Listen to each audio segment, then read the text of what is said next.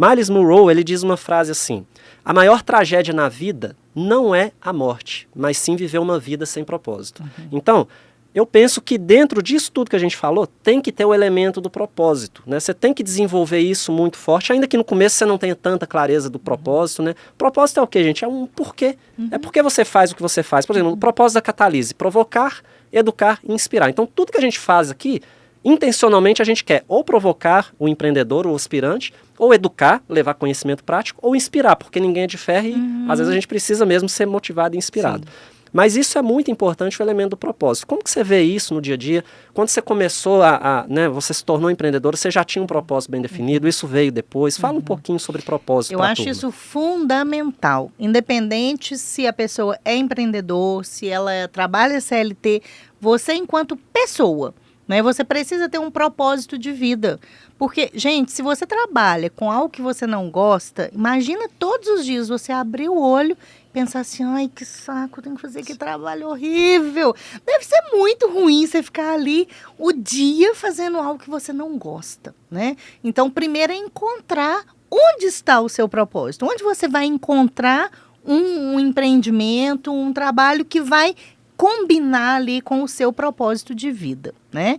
E aí isso cada um tem que descobrir o seu, né? O meu, por exemplo, como que eu descobri o meu propósito? Como eu falei, eu sou muito de pessoas, né? Mas eu nunca tinha sistematizado, assim, qual a minha missão de vida, né? E aí num dos processos de coach que eu fiz, e aí eu criei o que é a minha missão: fazer a diferença na vida das pessoas. E aí isso eu tento aplicar em tudo. Seja lá no trabalho, seja na minha família, seja com meus amigos, né? Então, isso é o que me move, entendeu? Então, por exemplo, quando eu tinha 28 anos, eu tive um dos maiores desafios, assim, da minha vida. Como eu falei, eu sempre trabalhei muito, né? Então, trabalhava manhã, tarde, noite, até em excesso, bem workaholic, sabe? Sim. E não fazia exercício físico nenhum, só trabalhava e tal. O que aconteceu? Eu tive um AVC. E aí eu perdi todo o meu lado esquerdo. Nada, gente. Não mexia assim, braço, perna, pé, mão, nada. Deus. Então, assim, eu tive que reaprender como ficar em pé, como dar passos, que é coisa que a gente faz no automático, sem pensar. Mas quando você aprende, assim, ó, você dobra o joelho só até aqui. O pé você põe primeiro o calcanhar. É muito difícil a gente fazer isso conscientemente, porque é coisa que a gente faz no automático, né? Foi então, quando? Desculpa. Isso foi em 2008. Eu tinha 28 anos, E até então eu achava assim, só idoso que tem derrame, né? Eu não sabia que jovem sofria AVC até então, né? Sim. Mas é muito comum, inclusive, né? Então, foi um desafio tremendo, assim, na minha vida, né? Sim. Mas, em momento algum, eu fiquei deprimida, eu fiquei me colocando na posição de vítima, eu fiquei, ai, por quê? Coitadinha de mim. Não, eu encarei como assim, não, vai passar. Não, é um momento, eu estou fazendo o tratamento, eu vou conseguir. Então, para mim, aí eu me programei neurologicamente, psicologicamente, que era uma fase que ia passar, entendeu? E isso me fez ter atitude positiva. E aí fez toda a diferença, porque eu queria continuar com aquele meu propósito de vida. Então, em momento algum, Thiago, passou na minha cabeça assim, então agora eu não vou poder mais fazer o que eu fazia. Agora acabou. Não, eu não me entreguei. Então, né? Exatamente, né? Então, é assim, você ter atitude, mentalidade, primeiro, positiva, e trazer isso para atitude positiva, né? Sim. E aí vem muito esses elementos, inclusive elementos, os que eu trouxe aqui, né? A ambição, eu vejo na sua fala, né, Meire? Né? Eu queria continuar, queria levar a minha missão, não queria parar, não queria que fosse o fim da linha, né? Ambição, protagonismo, você queria executar ali o seu sonho, né? E o serviço ao próximo, tem um propósito maior, tinha algo que você queria entregar ali para as pessoas, né? E é muito interessante mesmo isso, viu?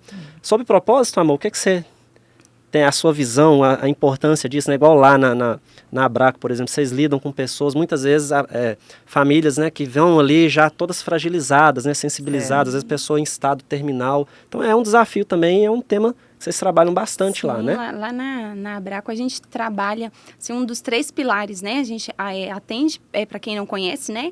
Na Abraco nós atendemos pacientes oncológicos, né? Damos aí esse cuidado também para a família.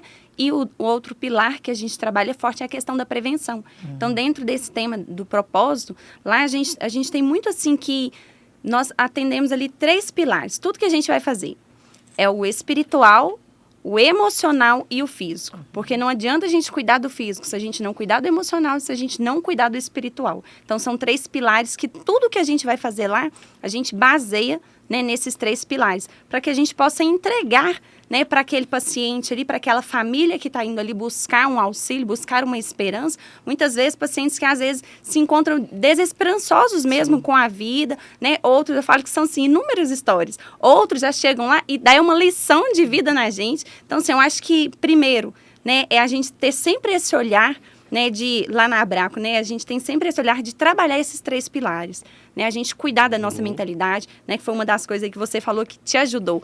É o quê? Aqueles pensamentos barulhentos que vêm ali, né, as tempestades mentais, né, que vêm ali para nos tirar o foco, é a gente conseguir trabalhar o emocional, colocar essa inteligência emocional ali no lugar. Opa, peraí. Né? Como que tá meus pensamentos aqui? Porque tem até uma frase que fala assim, para onde que a árvore cai? Né? A árvore cai para onde? Para onde ela se inclina.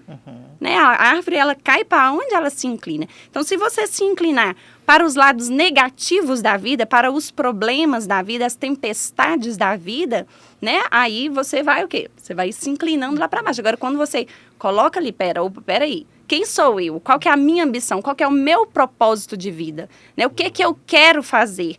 Peraí, aconteceu, né, uma intervenção aqui no meio da caminhada, né, um obstáculo aqui, e aí? O que que eu vou fazer com isso? É a gente tomar essa autorresponsabilidade. O que que eu vou fazer com isso? Né? E agora? Eu vou traçar meu novo caminho. Isso. E eu acho que assim, eu falo que o propósito, eles são as placas. Né? Eu acho que uma vida sem propósito é como se você andar ali numa estrada escura. Né? Quando você coloca ali os propósitos, princípios, valores, você está colocando placas para te nortear de como você vai fazer essa caminhada. Porque você pode sair do ponto A para chegar no ponto B de várias formas. Né? Se você não coloca propósitos, princípios e valores, você vai chegar no lado B? Vai, mas você não sabe como. Agora, se você define isso bem claro, você vai chegar do outro lado com aquele caminho ali, o trajeto definido de como você vai chegar. É verdade, né? Então, eu fantástico. enxergo o propósito muito assim.